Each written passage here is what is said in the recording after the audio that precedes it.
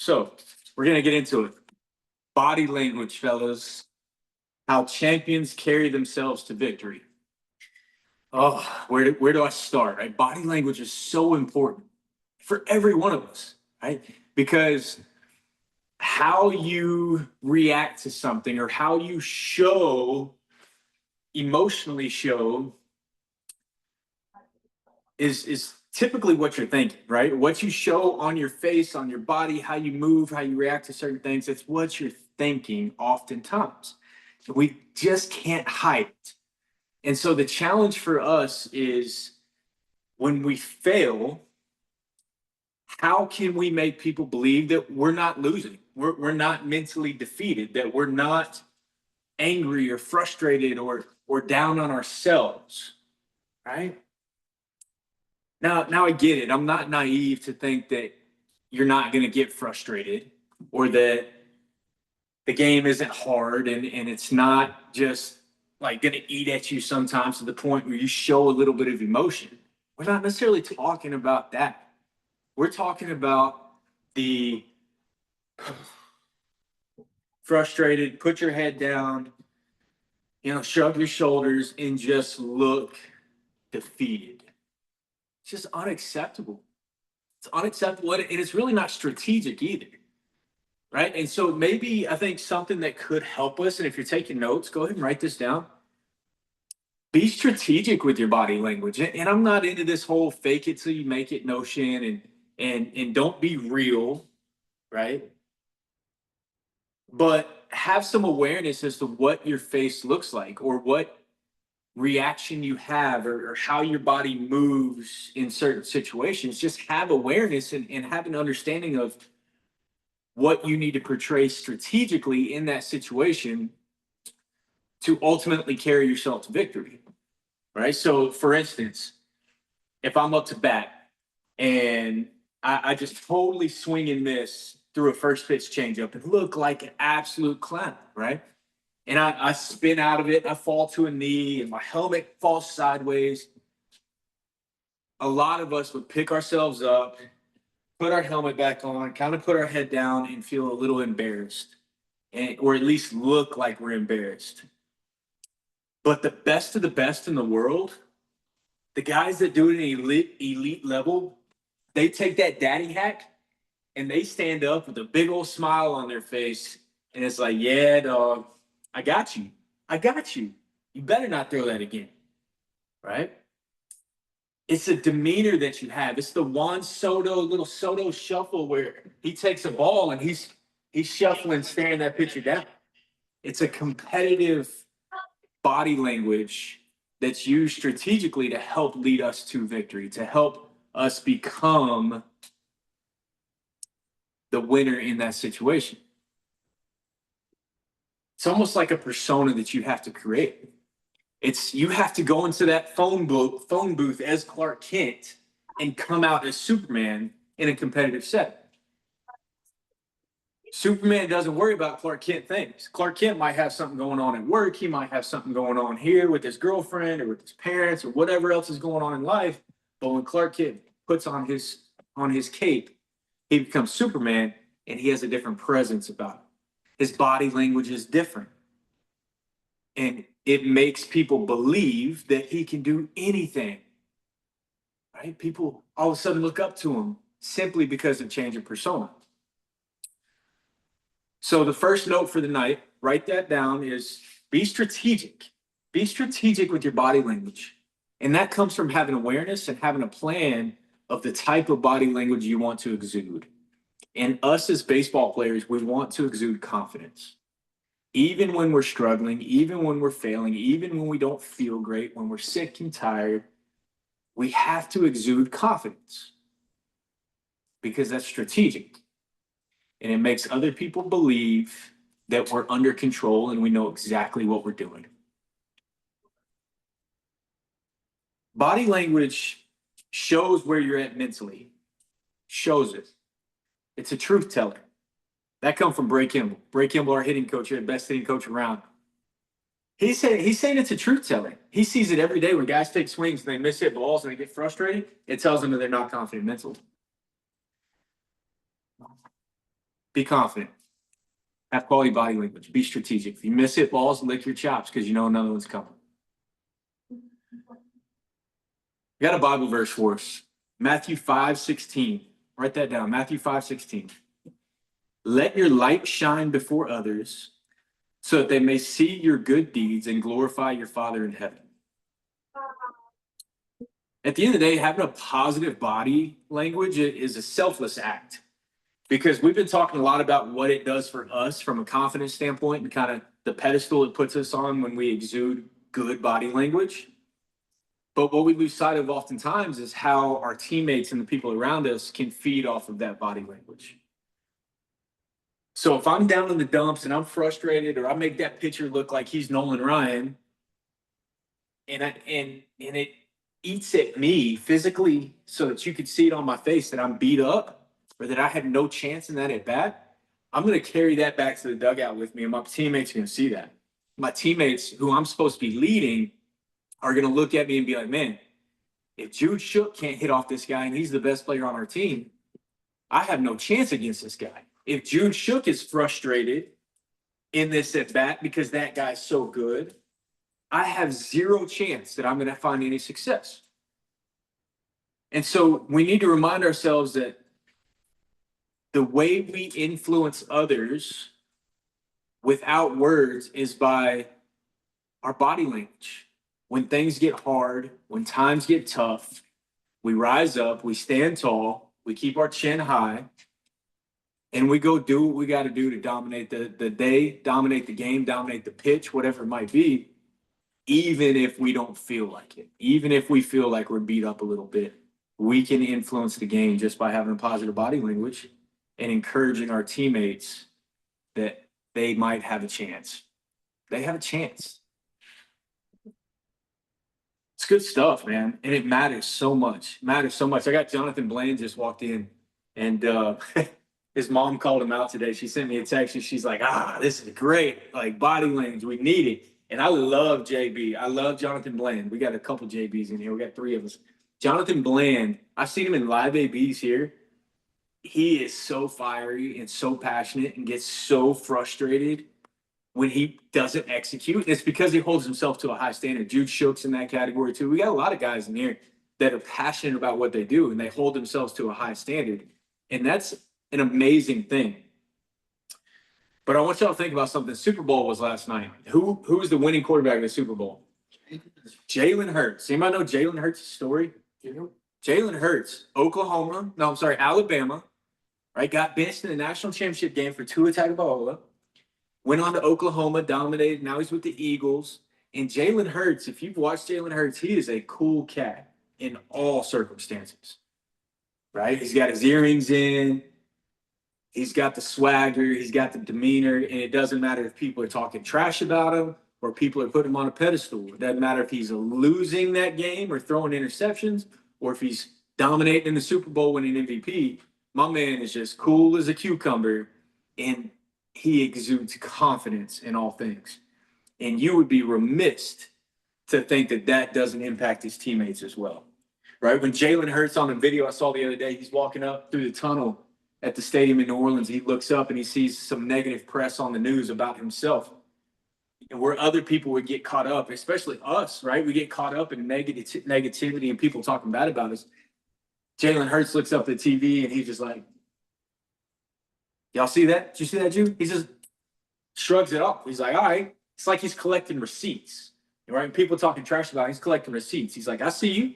I see you. It's all good. And he just keeps on moving, cool as can be. And he walks in that locker room and he leads men. That is a leader of men, right? The world could be on fire. We could be fighting in a war. Or we could be playing baseball, the greatest game on earth, in the World Series Game 7. My challenge to you is, can you be that dude that just has it under control? Just strategic, right? It's like when you get to that level, you can even utilize some of that JB that you have, some of that Jonathan Bland that you have, some of that like dog in you that you got. You can utilize that to your advantage. And you know what's sweet is once you master that, once you become so self-aware that you can master your body language, you can literally use that natural fire strategically like a chess match. You know what I'm saying? It's like, how sweet would it be to just rear back and throw a 95-mile-an-hour heater, and she'd be like, like I missed my spot, right? Left it up, just missed my spot. And then you come back and you tunnel it with a changeup and just dice the guy up, right? Because he thinks you're frustrated and pissed off because you missed the heater. So naturally, what happens, right? I'm thinking as a hitter, you're coming back heater because you want to blow it by me again because you're trying real hard. But instead, you just calm, cool, collected, throw a changeup in there. And the whole mentality was just a facade to strategically get me off of that easy changeup you were about to throw. How cool would that be? It's possible. But that's the type of body language and self-awareness that we're working to get towards, right? And these conversations help. A guy named Bill Walsh, he says, champions behave like champions before they are champions. And so here's my challenge to all you guys is nobody in this podcast yet is a champion. We're not champions yet. You're on your way there. You're working to get to that point. But nobody that comes into this training facility is a champion yet. There's not a state champion in this room. There's not a national championship in this room. There's nothing, right, from the guys that are training here. And so our challenge is to understand what champions do. And we can use Jalen Hurts as an example, right? Because he's a champion. And we want to start to understand how he behaves and what we got to do to start behaving like a champion so that we can know how to behave when we are champions. That makes sense. It's interesting, guys. And really, ultimately, it's a conversation that needs to be had more, right? We come in here, we talk about hitting all the time. We talk about pitching. We talk about strength training, weightlifting. But I would venture to say most of the time you get spoken to about body language is when it's something negative, right? When it's somebody, whether it's your coaches, your parents, myself included, Jude, hey, get it together, right? Clean it up. That's enough. I'm tired of looking at your bad body language.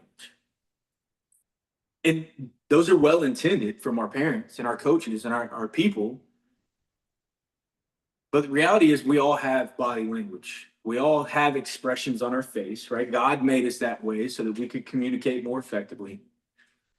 And so if we start to not think about body language as just a negative thing all the time and think about how we can use body language in a positive way,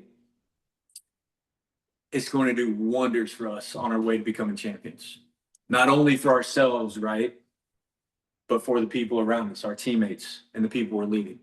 So my challenge to you guys is to not just snap your fingers or wave your wand and fix your body language, right? It's not something you just fix. It's not, I just take all this passion and energy and testosterone that I have within me and I'm just going to be stone cold, no body language, no emotion on my face whatsoever at all. That's not the point. That's not what we're talking about. My challenge to you is, and write this down, challenge is to start developing awareness of your body language. I think that's a surefire way to start to adjust it, to start to use it strategically, is to truly start becoming aware of it. And even if that means, look, y'all come to the Futures Association, there's mirrors everywhere, correct? Mm-hmm. Mirrors everywhere, right? Part of that's just to make the place look bigger. But the other part of it is, I think it's important that we look in the mirror because we get so used to pointing fingers at everybody else, right? Blaming everybody else for everything.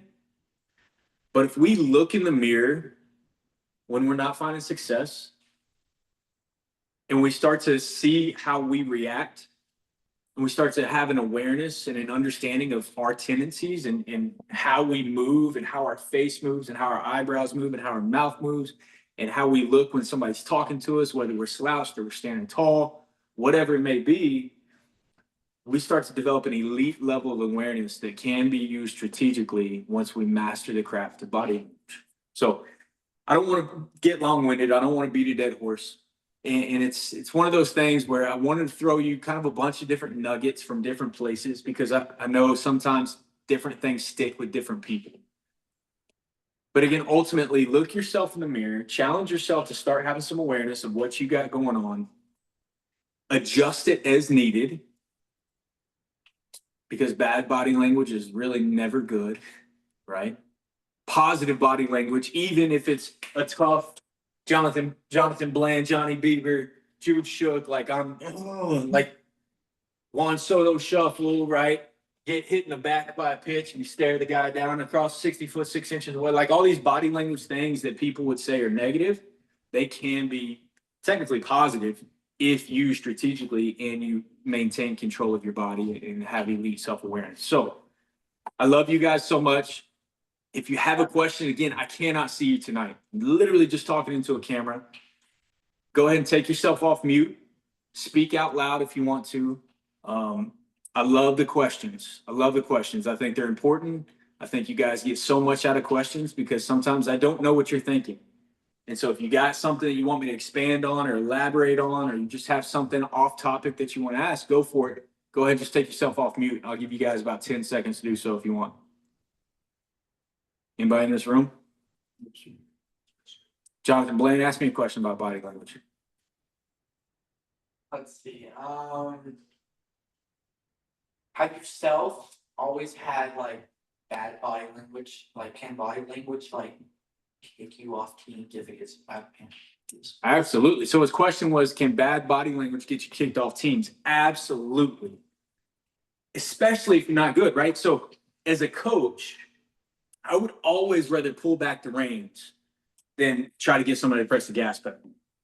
So I don't mind that you guys get frustrated and have quote unquote bad body language sometimes, because that can be cultivated into something that's good, right? Which is what we're talking about right now. You guys harnessing what you have inherently, that power, that superpower that you have that can be used for good, and understanding how to strategically implement it, right? But think about this. You answer your own question. If you're not a very good player or you're not a starter on the team, and every time you get an opportunity at the high school level, you get frustrated when you fail, visibly frustrated when you fail. Like you can go 2 weeks without getting an outing on the mound, and you go out there and you walk two guys and you go in and dugout and throw your glove. Do you think the coach wants you on the team? Absolutely not. It's not worth it to him, right? We coaches understand that when you're not getting a lot of playing time or you're not getting a lot of in-game work, that you're not going to succeed. Like, you're just not. You might have flashes of something, which is all they're really looking for. The quality at bat that you're taking. Are you throwing strikes? You know, just how's your body moving? What do you look like running the bases? Things like that. Can you go first or third? Or can you get a good secondary and score from second on a single? Those are the things coaches are looking for when you're not getting a ton of playing time. But how you react when you're failing speaks volumes, right? Speaks volumes. And yes, you can absolutely get cut from a team, especially in college, if you don't have good body language. Does that answer your question? And again, good body language doesn't necessarily mean you're just cheesing all the time. That's not good body language. Good body language is just having control of your body language, having awareness of what your body's doing and implementing it in the right time. It's called having feel. Called having feel.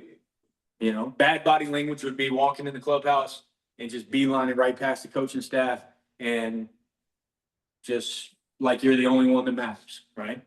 Good body language in that same context would be like, I'm coming in to get my work in today. What's up, coach? Good to see you guys today. You just keep on moving, right? So it's kind of the same demeanor, but one is like, I'm a self-centered prick. The other is like, oh man, this dude's about to dominate today. You see what I'm saying? So it's not just like good versus bad. It's strategically how do you do it. Anybody else? Guys, I love you so much. I hope you get a nugget out of each one of these. Just a nugget. That's my heart. Just one nugget, right? Something you can write down, take away with you, ponder on, talk to your parents about, talk to your siblings about over breakfast, talk to your teammates and your classmates about. Just one nugget every week. And we start stacking these up. By the way, this is week number 26. We are 6 months straight doing this podcast. So we're going to stay the course. We're going to keep going. We're going to keep holding each other accountable. And just know that I'm here for you. Bray Kimball, Nick Daly, Matt Risco, everybody here at the Futures Association is here for you. So if you got questions, you see us running around, hanging out, feel free to stop and ask. All right. We love you guys so much. Y'all have a great week. Keep working hard.